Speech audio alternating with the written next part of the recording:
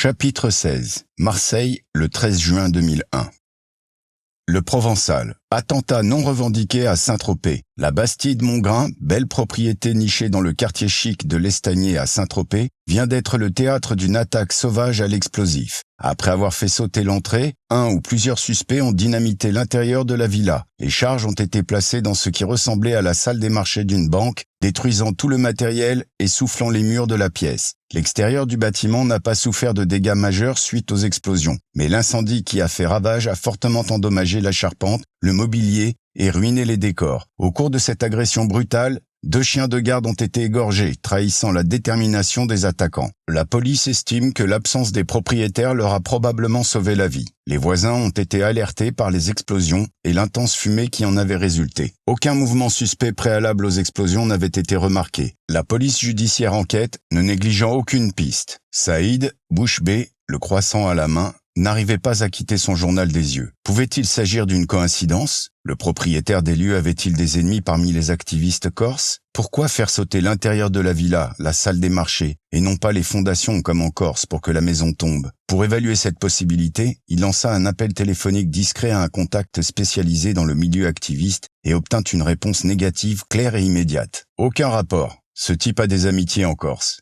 Il était à Calville il y a moins de 15 jours. Il n'est absolument pas mouillé dans ces affaires-là. Lui ne s'occupe que de sociétés, achats, ventes, fusions et études en tout genre. Il n'y a pas eu d'incident au cours de son voyage qui puisse justifier une vendetta, insista Saïd. Rien, je te dis. De toute façon, cet attentat n'a pas le style. Pourquoi égorger des chiens dressés à répondre au sifflet à ultrasons? Crois-moi, rien à voir. Cherche parmi ceux qui ont peur des chiens. Pas chez nous. Merci Doumé. À charge de revanche. Saïd eut l'impression que son contact avait voulu dire quelque chose dans sa conclusion, sans aller jusqu'au bout, comme une pudeur de dernière seconde, peut-être par respect vis-à-vis de lui. Ceux qui ont peur des chiens. Des Arabes? Quand est-ce que j'arriverai à leur faire comprendre que mes ancêtres étaient kabyles et non pas arabes, pensa-t-il en haussant les épaules, et que je suis plus français dans ma tête que certains Corses. Pour commencer, non seulement lui n'avait pas peur des chiens, mais en plus il avait sur eux un ascendant remarquable, probablement dû à son pouvoir de concentration de judoka. Sentant qu'il s'énervait pour rien, il revint à l'essentiel de ce qu'il avait découvert et dont il ne percevait pas le sens. Monsieur Lix aurait été attaqué par une équipe entraînée, connaissant bien les explosifs et le maniement du couteau, qui n'avait laissé aucune trace en quittant la propriété et dont l'origine serait le Moyen-Orient. En somme, un commando terroriste qui s'en serait pris principalement à ses ordinateurs et à ses moyens de communication, tuant ses chiens au passage par peur atavique. Ne voulant pas se donner des migraines, il se dit qu'il allait donner cette information à Marc et que lui saurait quoi en faire. Il lui ferait savoir également que Monsieur Lix n'était pas dans les décombres. Il résuma et crypta cette information qu'il transmit à Marc par le canal habituel. 10 minutes plus tard, le téléphone de Saïd sonna. « Allô? Viens, ferme ton bureau et viens. » Ok.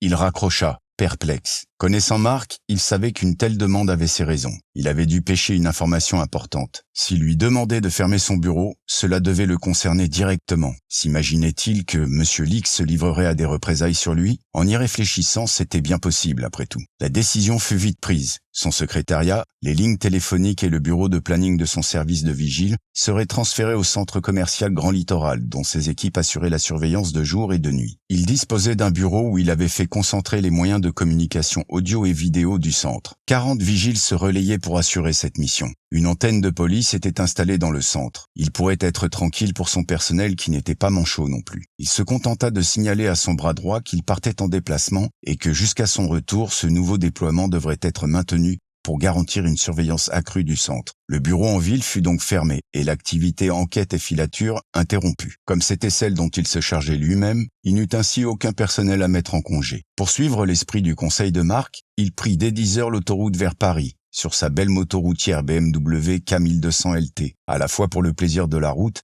et pour ne pas avoir à inscrire son nom sur une liste de passagers aériens, toujours facile à pirater d'après son ami. Il avait peu l'occasion de se servir de ce caprice, auquel il avait cédé lorsque ses rentrées d'argent s'étaient arrondies grâce à l'explosion de son activité de surveillance, surtout depuis l'ouverture du centre commercial où il faisait régner un ordre parfait en sachant respecter, sans faiblesse, la spécificité des différentes ethnies qui s'y côtoyaient. Avec son moteur 4 cylindres, 16 soupapes, il pouvait atteindre 200 km/h en pointe. Il se sentait en sécurité sur l'autoroute du soleil. S'il venait à être suivi, elle lui permettrait de s'échapper sans difficulté. Quand il se fut éloigné suffisamment et sans encombre de sa région natale, il se détendit et goûta enfin le délicieux plaisir de la conduite en toute liberté. Quelques heures plus tard, il posa pied directement chez son ami d'enfance, non sans avoir une fois de plus, au cours des derniers kilomètres, vérifié qu'il ne traînait aucun suiveur derrière lui. Les retrouvailles furent empreintes d'une joie sincère de part et d'autre. Marc put enfin lui faire part de vive voix de ses constatations. « Dès que j'ai reçu ton mail, j'ai vérifié les différents serveurs de ce leaks.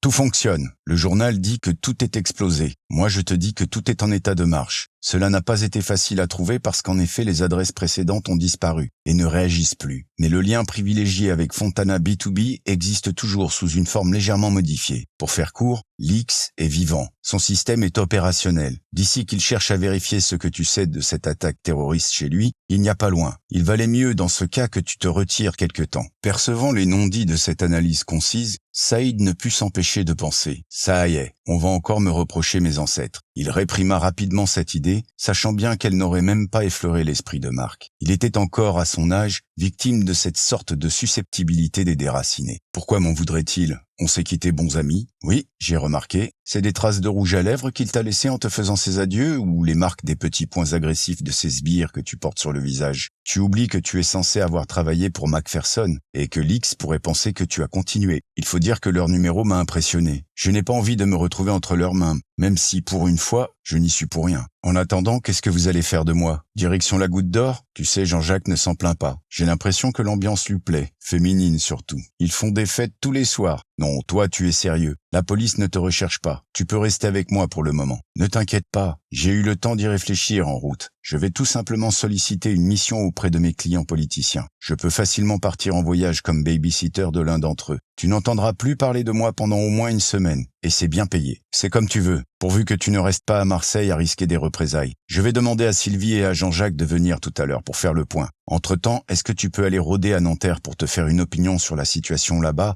voir si Gros Bras et sa bande y sont encore? D'accord, ça me promènera. Où en est la police? Je ne sais pas. Il n'y a plus d'articles sur le sujet. C'est le blackout total. Jean-Jacques s'est vengé de Trindini en allant lui ficher la frousse. Ah oui? Comment a-t-il fait? Il est allé lui livrer lui-même les journaux dans lesquels on parlait de lui, dans un paquet de la taille d'une bombe, avec un message. Boum! Tu es mort. Il faut être fondu pour faire ça. L'autre a dû doubler la garde autour de lui. C'était pas mal comme idée, finalement, dit Saïd en fin connaisseur. Il a estimé que Trindini ne risquait pas d'attirer l'attention sur lui en appelant les flics. Je crois pouvoir me renseigner, question police. J'ai un ami qui me doit un tuyau à la PJ de l'évêché, dit Saïd en composant rapidement un numéro marseillais sur son téléphone. Attends, lui dit Marc. Prends plutôt le téléphone de ma sœur. Il n'est pas nominatif et elle travaille chez France Télécom. L'échange fut prestement fait. Marseille vint en ligne quelques secondes plus tard. Sauveur, bonsoir. C'est Saïd. Je suis en mission à Paris. J'ai besoin que tu me renvoies l'ascenseur. Oui, Saïd, quand tu voudras, si tu ne me demandes pas de tuer quelqu'un. Non, sérieux. L'affaire de stup Jean-Jacques Vallée à Nanterre, pourrais-tu te renseigner? J'ai lu ça, en effet. J'ai un collègue sur place. Je vais voir. Il va me falloir un moment, tu me rappelles? Dans une demi-heure, ça va? D'accord, Saïd. À tout à l'heure. Tout baigne, dit Saïd à l'adresse de Marc, en récupérant son casque. J'y vais. À plus, répondit Marc, tout en taquinant son clavier, comme d'habitude. Saïd descendit au pas de gymnastique les 3 étages de l'immeuble de Marc dans le 14e arrondissement et enfourcha son impressionnante machine autour de laquelle s'agglutinaient les adolescents du quartier. Au démarrage, le bruit du moteur les fit soupirer d'admiration et ils s'écartèrent respectueusement pour laisser passer l'engin. Pas question de faire une roue arrière avec une moto de ce poids. Les enfants restèrent sur leur faim. En quelques minutes, il se retrouva dans les environs immédiats du loft. Il tourna d'abord dans le quartier en moto pour revenir ensuite à pied, coiffé d'une casquette de pépère ne craignant pas d'être identifié. Il eut beau tourner et virer,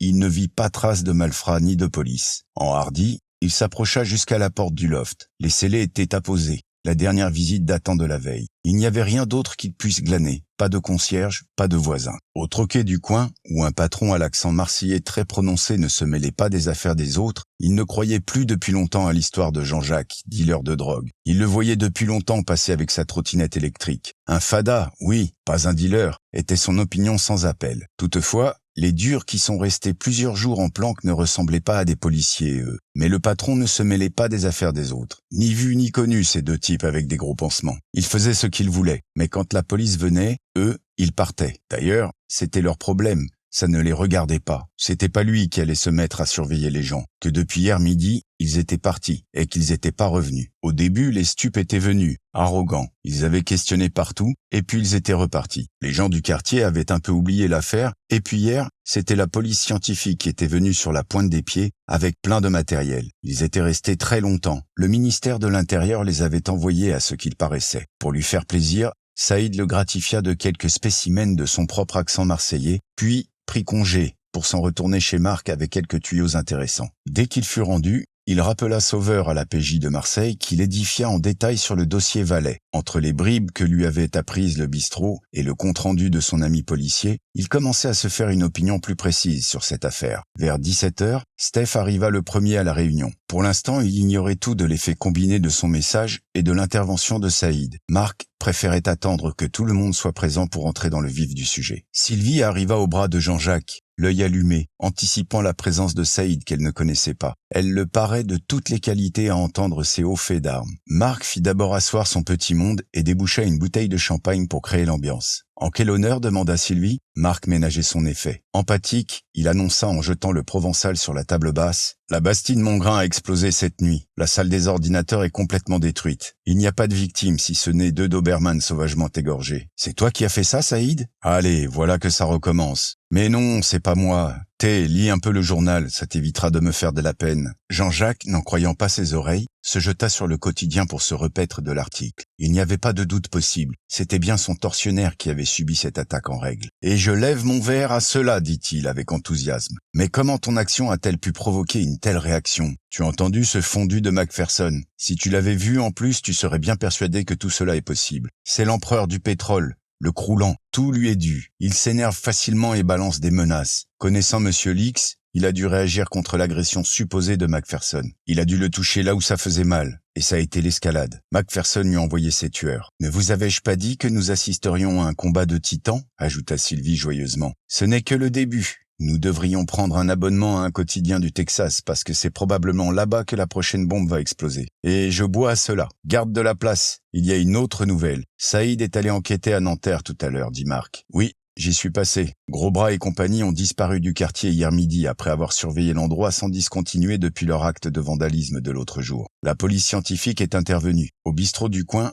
l'un d'entre eux a dit avoir reçu sa mission directement du ministère de l'Intérieur. « Oh là là !» s'exclama Jean-Jacques, instantanément replongé dans une déprime noire. « Je suis bon pour la goutte d'or à perpétuité si le ministère s'y met. » Comme ses amis trouvaient sa tête de condamné amusante, ils se gardèrent bien de le rassurer, imitant en cela Saïd. Tous, sauf Jean-Jacques, avaient déjà compris que ce rebondissement de l'enquête lui était plutôt favorable. « D'après ce qu'on m'a dit, tu ne t'ennuies pas à la goutte d'or, hein Jean-Jacques ? Je crois même savoir que tu y cherches ton propre squat pour fonder un foyer, avec une dénommée Cynthia ou Melba, ou quelque chose d'approchant. Peux-tu prévoir une place pour moi ? Marc m'a dit que c'était trop risqué pour moi de rentrer à Marseille, après ce que j'ai fait à Monsieur Lix. Sans blague, bon Dieu, je suis désolé. Tout ça est de ma faute. Donc, c'est perpète à la goutte d'or avec toi ? Répondit Jean-Jacques qui commençait à sentir qu'on le mettait en boîte. Quand tu viendras, appelle-la Nadia. Elle est très susceptible. Et d'ailleurs, rien n'est fait. Bon, dit Marc en voyant que Sylvie donnait des signes d'impatience. On n'a pas toute la nuit. Raconte la suite. Je viens de téléphoner à un collègue à Marseille, un 3e dan de judo inspecteur à la PJ, qui s'est renseigné pour moi sur ton affaire. Pour résumer, les stupes qui avaient été saisis de cette affaire travaillaient à prouver ta culpabilité. Tes antécédents ne leur ont pas permis d'arriver à une inculpation. Tout ce qu'ils avaient, c'était les 200 grammes de poudre qui traînaient chez toi. Ça prouve que tu devrais mieux ranger tes affaires. Arrête, Saïd. Il est assez déprimé comme ça, le réprimanda Marc. L'enquête était au point mort lorsque, je cite, un témoin de moralité au-dessus de tout soupçon a pris contact personnellement avec le ministre de l'Intérieur pour l'informer des tenants et des aboutissants probables de cette affaire. Celui-ci a dessaisi la brigade des stupéfiants de l'enquête et a diligenté une nouvelle investigation par la police scientifique. « Laure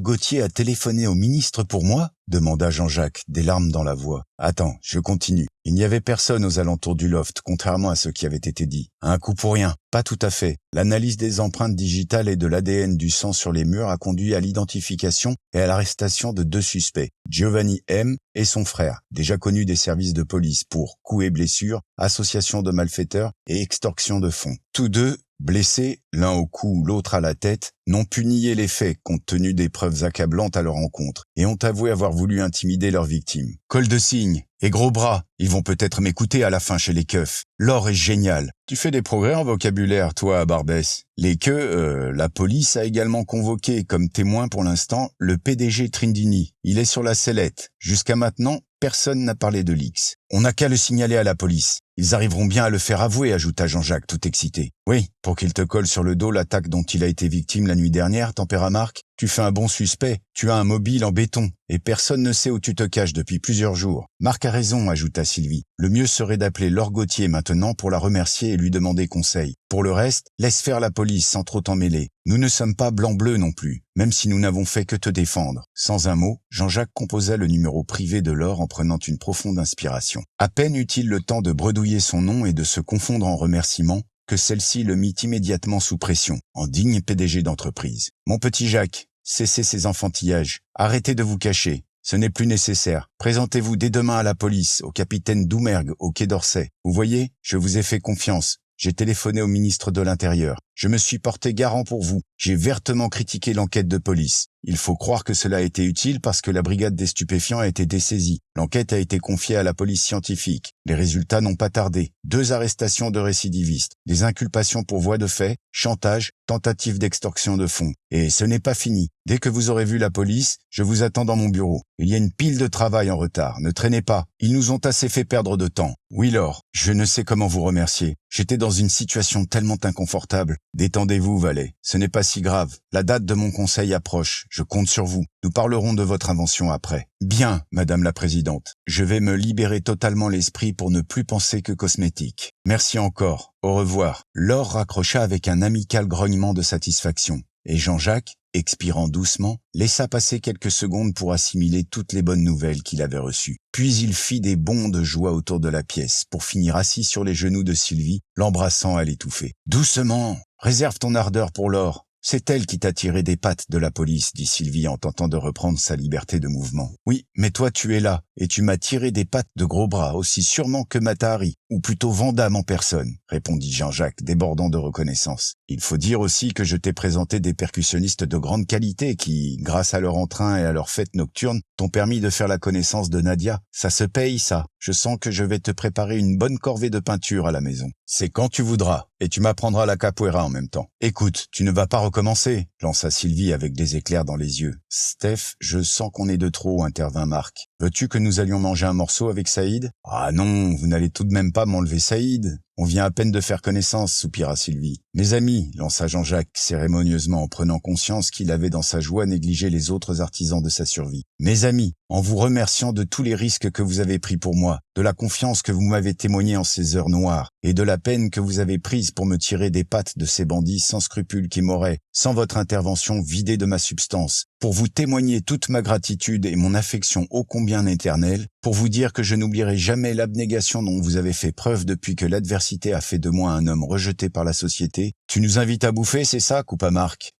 Oui, répondit Jean-Jacques, dont Marc avait coupé tous les effets lyriques. J'ai une idée, proposa Sylvie. Je crois qu'à la Goutte d'Or, il mérite aussi de partager notre joie. Demandons à Mama si elle veut bien nous recevoir, et allons faire des courses pantagruéliques. Ils n'ont pas toujours l'occasion de bien manger là-bas. Cela leur fera plaisir. Et ils m'ont vraiment accueilli le cœur sur la main, surenchérit Jean-Jacques, avec tout de même une petite idée derrière la tête. Dominique et Joël pourront nous improviser une fête à tout casser et attirer certaines voisines. Allons-y, dit-il pour couper court au sarcasme de Sylvie qui s'affairait déjà sur son téléphone. 1 heure plus tard, chargés comme des bourricots, ils se présentèrent dans l'immeuble de Mama où ils furent accueillis par cette dernière avec un enthousiasme délirant. Déballés un à un, les paquets donnaient lieu aux cris extasiés de plus en plus aigus des femmes présentes, qui mettaient tout en place pour que la soirée s'écoule dans l'insouciance et l'abondance. Les boissons les plus diverses, alcoolisées ou non, étaient ainsi distribuées dans toute la pièce à la portée de ceux qui les désiraient. Il y en avait pour tous les goûts, toutes les préférences, toutes les religions le cas échéant. Mais les intégristes ne faisaient pas recette dans cet environnement, et la rumeur se répandait parmi les habitués de l'endroit. La porte était ouverte, entrait qui voulait, qui se savait le bienvenu. Un couple de Serbes nouvellement arrivés hésitait sur le pas de la porte. Ils serraient entre eux leur seul bien, leur fille. C'était pour elle qu'ils s'étaient jetés dans l'aventure de l'émigration vers un pays plus calme, après toutes ces années de guerre et d'espoir. Ils avaient tout supporté pour rester dans ce coin de terre meurtri, où ils avaient vu le jour, jusqu'au moment où cet officier avait voulu s'en prendre à elle. À la simple évocation de ce souvenir, elle frissonnait, sentant le besoin du contact réconfortant de son père. Steph avait remarqué cette belle slave brune élancée, qui ressemblait tant à la femme dont il rêvait depuis plusieurs jours sans comprendre. Voyant qu'elle n'osait pas entrer, il était allé au-devant d'elle et de ses parents, signe de bienvenue. Se sentant en confiance, elle n'avait pas tardé à partager avec lui des bribes de ses misères passées, le souvenir de son père assommant cet officier dégoûtant, serbe pourtant, le départ précipité, le voyage chaotique, le bouche à oreille qui les avait conduits dans ce quartier. Grâce à son air farouche, à sa force physique et à son grand cœur évident, son père avait su s'y faire accepter. Après, il verrait. Pour Steph, c'était tout vu, c'est-à-dire si elle le voulait bien, et que son père ne l'assomme pas. Bientôt les djembés firent entendre leur rythme lancinant. Les bons vins et la bonne chair aidant,